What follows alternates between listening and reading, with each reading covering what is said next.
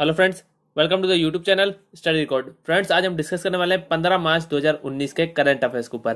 Friends, हम लोग current affairs पर इसलिए डिस्कस कर रहे हैं क्योंकि हमारे एग्जाम पॉइंट ऑफ व्यू से जो करंट अफेयर्स का वेटेज है वो 10 से 15 क्वेश्चन हर एग्जाम की शिफ्ट में करंट अफेयर्स से पूछे जाते हैं। और अब जो करंट अफेयर्स का वेटेज हो गया हमारे एग्जाम पॉइंट ऑफ व्यू से वो बहुत ही ज्यादा बढ़ गया है, इसलिए फ्रेंड्स हम डेली करंट अफेयर्स पर डिस्कस कर रहे हैं। फ्रेंड्स, अगर आपने पहली बार चैनल पर विजिट किया और चैनल को सब्सक्राइब नहीं किया है तो चैनल को आप सब्सक्राइब जरूर कर लीजिए और इस तरीके के बेल आइकन को जरूर प्रेस कर ले, जिससे मैं जो भी वीडियो अपलोड करूंगा तो उसका नोटिफिकेशन आप तक पहुंचेगा। और फ्रेंड्स, मैंने डिस्क्रिप्शन में टेलीग्राम ग्रुप की लिंक दे दी है, आप टेलीग्राम ग्रुप पर ज्वाइन हो जाइए, वहां पर आपको सारी पीडीएफ एक साथ अवेलेबल मिल जाएगी। फ्रेंड्स, आज का सेशन हम डिस्कस करने वाले करंट अफेयर्स के ऊपर 15 मार्च 2019 के। लास्ट वीडियो में हमने क्विज के क्वेश्चन को देखा था, उसका आंसर वहां डिस्कस करना था। तो क्विज का क्वेश्चन था, हाल ही में पुरातत्वविदों ने कहां हड़प्पा सभ्यता के एक विशाल कब्रिस्तान की खोज की है जिसमें 250 से ज्यादा कब्रें हैं। तो फ्रेंड्स, इसका आंसर है option number C, Gujarat. Gujarat इसका राइट आंसर हो जाएगा। ऑप्शन नंबर सी इसका राइट आंसर हो जाएगा। सभी लोगों ने कमेंट बॉक्स में सही आंसर किया है। पुरातत्वविदों ने हड़प्पा सभ्यता जो कि कच्छ जिले गुजरात में धोलावीरा से लगभग 360 किलोमीटर दूर है में एक विशाल कब्रिस्तान की खोज की है। और लखपत तालुका के खटिया गांव के पास कच्छ विश्वविद्यालय और केरल विश्वविद्यालय द्वारा संयुक्त रूप से यह खुदाई की गई थी। 4600 से 5200 वर्ष पुराने विशाल कब्रिस्तान की लंबाई और चौड़ाई 300 गुणे 300 मीटर है। लंबाई गुणे चौड़ाई 300 गुणे 300 मीटर है, जिसमें 250 से ज्यादा कब्रें। एक बार और रिपीट कर देता हूँ, इंपॉर्टेंट नहीं है, आपको याद रखना है। पुरातत्वविदों ने हड़प्पा सभ्यता जो कि कच्छ जिले गुजरात में धोलावीरा से लगभग 360 किलोमीटर दूर है में एक विशाल कब्रिस्तान की खोज की है। और लखपत तालुका के खटिया गांव के पास कच्छ विश्वविद्यालय और केरल विश्वविद्यालय द्वारा संयुक्त रूप से यह खुदाई की गई थी। और 4600 से 5200 वर्ष पुराने विशाल कब्रिस्तान की लंबाई और चौड़ाई 300 गुणे 300 मीटर है, जिसमें 250 से ज्यादा कब्रें। अब फ्रेंड्स, इसका आंसर गुजरात है। तो गुजरात से रिलेटेड जो रिसेंटली करंट अफेयर है उस पर हम डिस्कस कर लेते हैं। केंद्रीय रेल मंत्री पीयूष गोयल ने वडोदरा में भारत का पहला रेलवे विश्वविद्यालय देश के लिए समर्पित किया। प्रधानमंत्री नरेंद्र मोदी ने one nation one card Ahmedabad में लॉन्च किया। नेक्स्ट है, स्टार्टअप रैंकिंग 2018 में गुजरात को सर्वश्रेष्ठ प्रदर्शन राज्य चुना गया। वडोदरा 8वीं अंतर्राष्ट्रीय मैराथन की मेजबानी करेगा। अंतर्राष्ट्रीय पतंग महोत्सव गुजरात में शुरू हुआ। नेक्स्ट है, सामान्य श्रेणी में आर्थिक रूप से कमजोर वर्गों को नौकरियों और शैक्षणिक संस्थानों में 10% आरक्षण प्रदान करने वाला पहला राज्य गुजरात बन गया है। Vibrant Gujarat global trade show का उद्घाटन गांधीनगर में किया गया। पुरातत्वविदों ने गुजरात में हड़प्पा सभ्यता के एक विशाल कब्रिस्तान की खोज की जिसमें 250 से ज्यादा कब्रें हैं। दीनदयाल विकलांग पुनर्वास योजना पर एक राष्ट्रीय सम्मेलन गुजरात में आयोजित किया गया। अब फ्रेंड्स, हम गुजरात के इंपोर्टेंट पॉइंट देख लेते हैं। गुजरात की जो कैपिटल है वो है गांधीनगर। गुजरात के जो सीएम है वो है विजय रूपाणी और गुजरात के जो गवर्नर है वो है ओम प्रकाश कोहली। इतने पॉइंट आपको गुजरात से याद रखने। चलिए फ्रेंड्स, हम स्टार्ट करते हैं आज का सेशन। फर्स्ट पॉइंट है, हाल ही में अमेरिकी सैन्य बल और भारतीय राष्ट्रीय सुरक्षा गार्ड अमेरिका भारत सुरक्षा साझेदारी के एक भाग के रूप में संयुक्त अभ्यास कहां करेंगे? तो फ्रेंड्स, इसका आंसर है option number A, Hyderabad. Hyderabad इसका राइट आंसर हो जाएगा। ऑप्शन नंबर ए इसका राइट आंसर हो जाएगा। अमेरिका भारत सुरक्षा साझेदारी के हिस्से के रूप में अमेरिकी सैन्य बल और भारतीय राष्ट्रीय सुरक्षा गार्ड हैदराबाद में संयुक्त अभ्यास करेंगे। ये अभ्यास तो करेंगे, लेकिन इसका उद्देश्य क्या है? तो फ्रेंड्स, इसका जो प्रमुख उद्देश्य है वो ऐसी आपात स्थिति से निपटने के लिए अच्छी तरह से तैयार होना और कार्रवाई करना जो सार्वजनिक स्वास्थ्य और सुरक्षा के लिए खतरा हो सकती है। और यह अभ्यास अमेरिकी दूतावास नई दिल्ली और हवाई में स्थित अमेरिकी विशेष संचालन प्रशांत कमान से किया जाएगा। ठीक है फ्रेंड्स, उसका आंसर हैदराबाद है। तो तेलंगाना से रिलेटेड जो रिसेंटली करंट अफेयर है उस पर हम डिस्कस कर लेते हैं। फेफड़ों के स्वास्थ्य पर 50वां संघ विश्व सम्मेलन 2019 हैदराबाद में आयोजित किया जाएगा। तेलंगाना के MNJ institute of oncology and regional cancer centre का नाम Guinness book of world record में दर्ज किया गया है। नेक्स्ट है, केंद्रीय पर्यावरण मंत्रालय ने तेलंगाना में सीताराम लिफ्ट सिंचाई परियोजना के लिए अंतिम पर्यावरण को मंजूरी दी है। हैदराबाद में प्रथम एकलव्य मॉडल आवासीय विद्यालय स्पोर्ट्स मीट 2019 का उद्घाटन किया गया। अब फ्रेंड्स, हम तेलंगाना के इंपॉर्टेंट पॉइंट देख लेते हैं। तेलंगाना की जो कैपिटल है वो है हैदराबाद। तेलंगाना के जो सीएम है वो है के चंद्रशेखर राव और तेलंगाना के जो गवर्नर है वो है ESL नरसिम्हन। इतने पॉइंट आपको तेलंगाना से याद रखने। चलिए फ्रेंड्स, हम देख लेते हैं हमारा नेक्स्ट पॉइंट। नेक्स्ट पॉइंट है, हाल ही में राष्ट्रपति द्वारा कितने कीर्ति चक्र सशक्त सेना जवानों को प्रदान किए गए? तो फ्रेंड्स, इसका आंसर है ऑप्शन नंबर बी, 3। 3 इसका राइट आंसर हो जाएगा। ऑप्शन नंबर बी इसका राइट आंसर हो जाएगा। राष्ट्रपति रामनाथ कोविंद ने सशस्त्र बल के जवानों को 3 कीर्ति चक्र, ये आपको याद रखना है। कितने कीर्ति चक्र? 3 कीर्ति चक्र और 15 शौर्य चक्र प्रदान किए। 15 शौर्य चक्र, ये भी आपको याद रखना है। 3 कीर्ति चक्र और 15 शौर्य चक्र प्रदान किए और 2 कीर्ति चक्र और 1 शौर्य चक्र मरणोपरांत दिए गए। और सशस्त्र बलों के वरिष्ठ अधिकारियों को भी 15 परम विशिष्ट सेवा पदक, 1 उत्तम युद्ध सेवा पदक और 25 अति विशिष्ट सेवा पदक प्रदान किए गए। एक बार और रिपीट कर देता हूं। राष्ट्रपति रामनाथ कोविंद ने सशस्त्र बल के जवानों को 3 कीर्ति चक्र और 15 शौर्य चक्र प्रदान किए और 2 कीर्ति चक्र और 1 शौर्य चक्र मरणोपरांत दिए गए। और सशस्त्र बलों के वरिष्ठ अधिकारियों को भी 15 परम विशिष्ट सेवा पदक, 1 उत्तम युद्ध सेवा पदक और 25 अति विशिष्ट सेवा पदक प्रदान किए गए। ठीक है फ्रेंड्स, चलिए अब देख लेते हैं हमारा नेक्स्ट पॉइंट है, हाल ही में किस देश के साथ भारत ने संयुक्त अभ्यास अल नागा 3 2019 शुरू किया? तो फ्रेंड्स इसका आंसर है option number D, Oman. Oman इसका राइट आंसर हो जाएगा। ऑप्शन नंबर डी इसका राइट आंसर हो जाएगा। भारतीय सेना और ओमान की रॉयल सेना के बीच भारत ओमान संयुक्त सैन्य अभ्यास अल नागा 3 2019 ओमान के निज़वा में शुरू हुआ। ओमान में कहा शुरू हुआ है? तो ये भी आपको याद रखना है, ओमान के निज़वा में शुरू हुआ है। ठीक है फ्रेंड्स, और ओमान के दस्ते का नेतृत्व ओमान की रॉयल सेना के जबल रेजिमेंट ने किया, जबकि भारतीय सेना का नेतृत्व गढ़वाल राइफल रेजिमेंट की 10वीं बटालियन की टुकड़ी द्वारा किया गया। एक बार और रिपीट कर देता हूं, आप नोट कर लीजिए। भारतीय सेना और ओमान की रॉयल सेना के बीच भारत ओमान संयुक्त सैन्य अभ्यास अल नागा 3 2019 ओमान के निज़वा में शुरू हुआ और ओमान के दस्ते का नेतृत्व ओमान की रॉयल सेना के जबल रेजिमेंट ने किया, जबकि भारतीय सेना का नेतृत्व गढ़वाल राइफल रेजिमेंट की 10वीं बटालियन की टुकड़ी द्वारा किया गया। अब फ्रेंड्स इसका आंसर ओमान है, तो ओमान के हम इंपॉर्टेंट पॉइंट देख लेते हैं। ओमान की जो कैपिटल है वो है मस्कट, ओमान की जो करेंसी है वो है ओमानी रियल और ओमान के जो हेड ऑफ गवर्नमेंट है वो है काबूस बिन सैद अल सैद। इतने पॉइंट आपको ओमान से याद रखने हैं।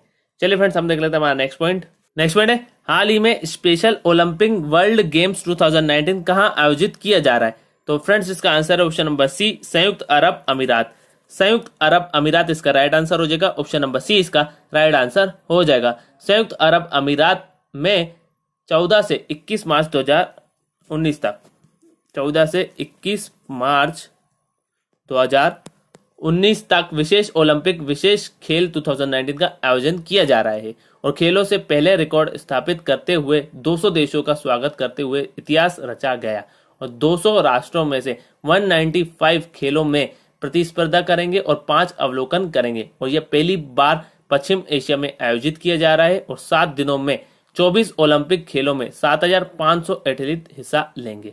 ठीक है फ्रेंड्स, बेसिकली ये आपको याद रखना है कि संयुक्त अरब अमीरात में 14 से 21 मार्च 2019 तक विशेष ओलंपिक विश्व खेल 2019 का आयोजन किया जा रहा है। ठीक है friends, special Olympic world games 2019 संयुक्त अरब अमीरात में आयोजित किया जा रहा है। हाँ फ्रेंड्स, इसका आंसर संयुक्त अरब अमीरात है, तो उससे रिलेटेड जो रिसेंटली करंट अफेयर है उस पर हम ध्यान दे देते हैं। दुबई में विश्व सहिष्णुता शिखर सम्मेलन का उद्घाटन किया गया।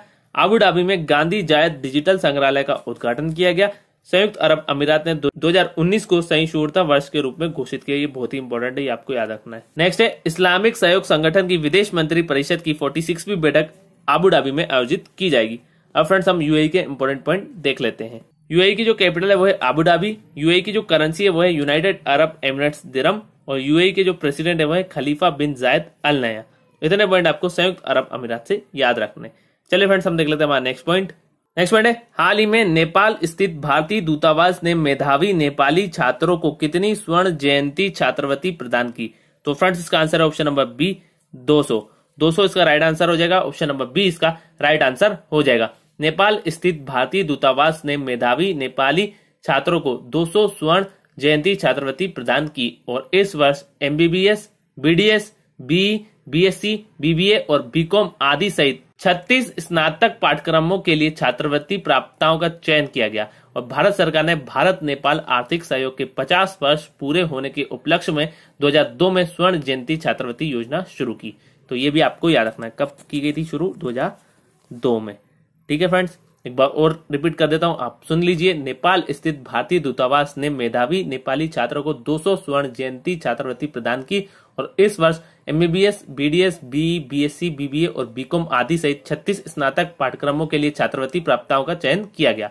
भारत सरकार ने भारत नेपाल आर्थिक सहयोग के 50 वर्ष पूरे होने के उपलक्ष्य में 2002 में स्वर्ण जयंती छात्रवृत्ति योजना शुरू की। ठीक है, चलिए अब देख लेते हैं हमारा नेक्स्ट पॉइंट। नेक्स्ट पॉइंट है, हाल ही में किसे जीवन बीमा निगम के प्रबंध निदेशक के रूप में नियुक्त किया गया?